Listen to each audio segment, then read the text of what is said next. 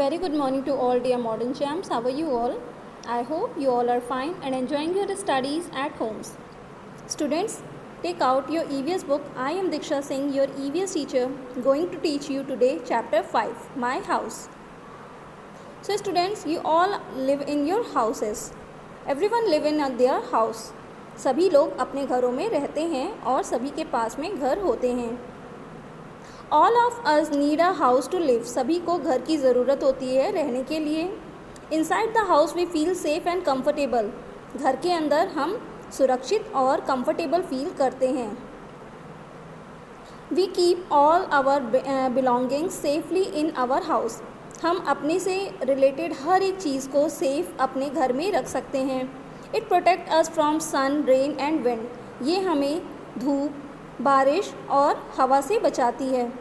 In summer we can enjoy the cool air of a fan and an air conditioners.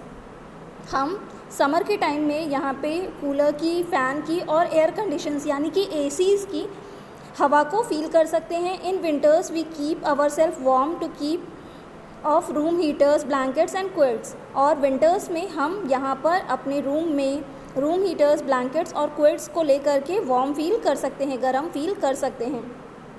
In rainy seasons we can enjoy rainfall still while sitting inside our house. हम house में रह कर के rainfall को भी enjoy कर सकते हैं. कैसे? घर में बैठ कर के बिना भीगे हुए भी हम रेन को एंजॉय कर सकते हैं. सो हाउस किस लिए इम्पॉर्टेंट है? सभी को रहने के लिए हाउस की नीड होती है.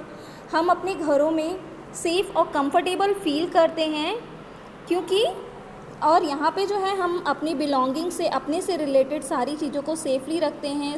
घर जो होते हैं यानी कि हमारे जो हाउसेस हैं वो हमें सन से, रेन से एंड विंड से प्रोटेक्ट करते हैं. गर्मियों में हम फैंस और एयर कंडीशनर्स या कूलर्स के थ्रू कूल एयर को एंजॉय करते हैं. ठंडियों में वार्म रहने के लिए हम room heaters, blankets and quilts का यूज़ करते हैं. रेनी सीजन्स में हम घर बैठे ही रेन को एंजॉय कर सकते हैं. Our house also protect us from thieves and harmful animals. हमारा घर हमें चोरों और हार्मफुल एनिमल्स जो कि हमें हार्म पहुंचा सकते हैं, नुकसान कर सकते हैं, उनसे भी प्रोटेक्ट करते हैं. People living in different places build different types of houses. अलग अलग जगह रहने वाले लोग अलग अलग तरीके के घर बनाते हैं. In village most of the people build house with muds, dry grass and woods. जो लोग गांव में रहते हैं वो ज़्यादातर अपने घरों को मिट्टी, ड्राई ग्रास यानी कि सूखी घास और वुड से बनाते हैं. Such houses called huts. इस तरीके के घरों को हम हट्स बोलते हैं. You can see it in the figure. इस टाइप के घर को हम हट्स कहते हैं. They are easy and cheap to build. ये बहुत ही आसानी से और सस्ते में बन जाते हैं. These huts stay cool in hot वेदर्स but not very strong. ये घर जो हैं हॉट वेदर्स में बहुत ज़्यादा ठंडे रहते हैं यानी कि हॉट वेदर्स में कूल रहते हैं, बट ये घर जो होते हैं बहुत ज़्यादा स्ट्रॉन्ग नहीं होते हैं, बहुत मजबूत नहीं होते हैं. Most of the houses in cities are made up of brick, cement, steel and woods. Cities में रहने वाले घर ब्रिक, सीमेंट और वुड्स के बने हुए होते हैं जो कि बहुत स्ट्रॉन्ग एंड सेफ होते हैं, जैसे कि आप लोगों के घर इस समय होंगे.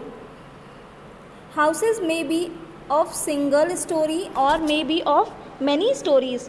एक हाउस कोई भी एक स्टोरी का यानी कि एक मंजिला या कई मंजिल की इमारतें हो सकती हैं. At some places we find houses made of would.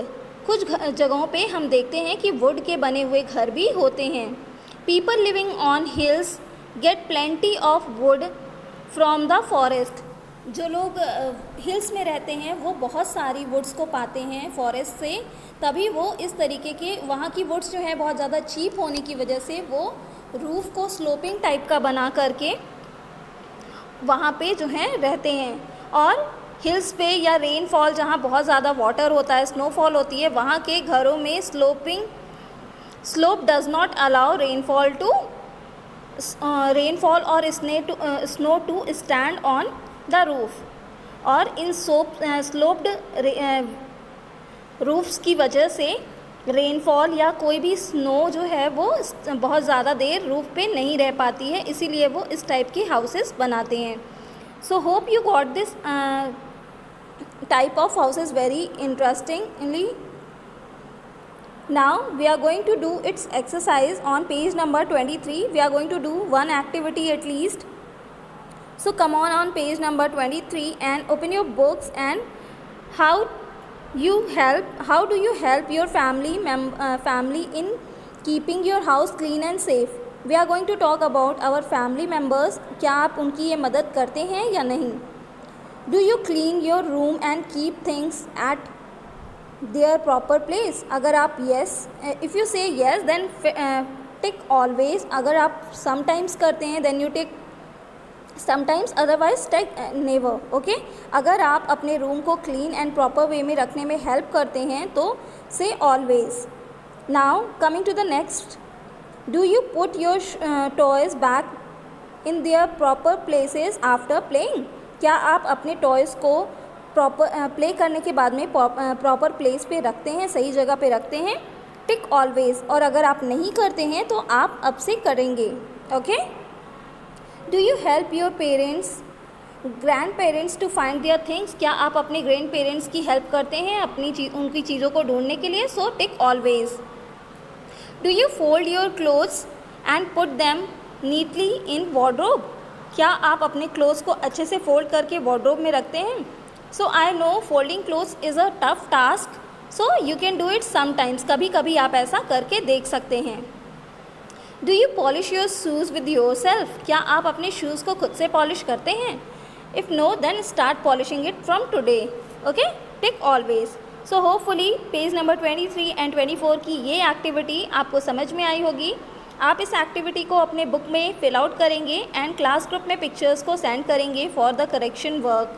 आज के लिए वीडियो में इतना ही. Thank you. Have a nice day.